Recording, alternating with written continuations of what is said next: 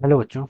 Let's read this question. So this question says the relation between time and distance x is given by t is equal to ax square plus bx, where a and b are constant, and what is the acceleration in terms of the velocity of the body. आपको क्या बताना है? Acceleration बताना है in terms of the velocity. Alright.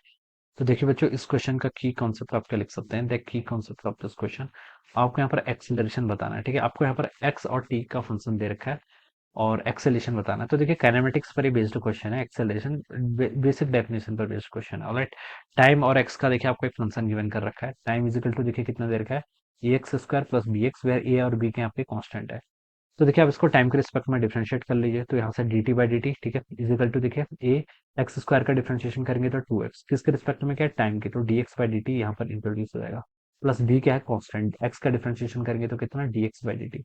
ये term यहाँ से इतनी आएगी. लेफ्ट साइड में बच्चों क्या बच गया, वन. और ये हो जाएगा आपका टू ए एक्स टाइम्स आपका D x by D T कितना होता है, वेलोसिटी के इक्वल, प्लस बी टाइम्स आपका वेलोसिटी. ऑलराइट. तो बच्चों देखिए आपकी वेलोसिटी तो यहाँ से आ गई. वेलोसिटी कितनी आएगी, वी को हम लिख सकते हैं यहाँ से आपका two A X plus B के इक्वल. ऑलराइट. तो यहाँ से आप वी लिख लीजिए बच्चों. वी की वैल्यू जाएगी आपकी one plus B divided by one divided by B plus two X. Alright. ये आपके यहाँ से क्या आ गई, दिस इज अवर वेलोसिटी. ये आपने क्या निकाल लिया, यहाँ से आपकी वेलोसिटी आ गई. ठीक है.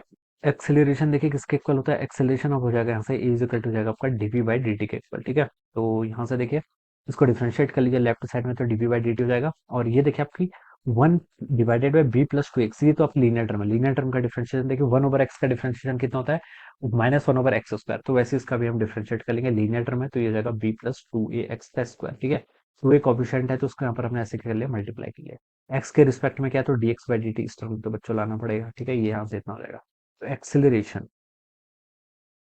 एक्सेलरेशन को ना बच्चों मैं ए सी सी से रिप्रेजेंट कर लेता हूँ अभी के लिए. ठीक है. क्योंकि देखिए ए कांस्टेंट पहले से यहाँ पर है. ठीक है, तो इसको मैं ए सी सी बोल देता हूँ क्योंकि ए वेरिएबल आपका पहले से है. तो यहाँ से देखिए कितना हो जाएगा, माइनस टू ए, और ये आपका वी, ऑलराइट, डिवाइडेड बाय बच्चों कितना, B plus to A x का स्क्वायर, ये हो जाएगा.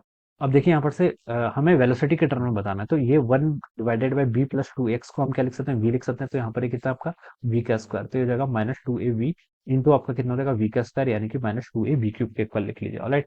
तो ये टर्म यहाँ से इतनी आ जाएगी. तो जो आपके यहाँ पर से बच्चों क्या है, एक्सिलरेशन है, इस एक्सेलरेशन की वैल्यू आप क्या कर लीजिए, यहाँ पर पुट कर लीजिए. इसकी वैल्यू जाएगी आपकी माइनस टू ए टाइम्स आपका वी का cube. Alright. This should be the answer of this question. ये क्या हो जाएगा, इस क्वेश्चन का आपका answer. So I hope you all understood this concept. All the best and thank you so much.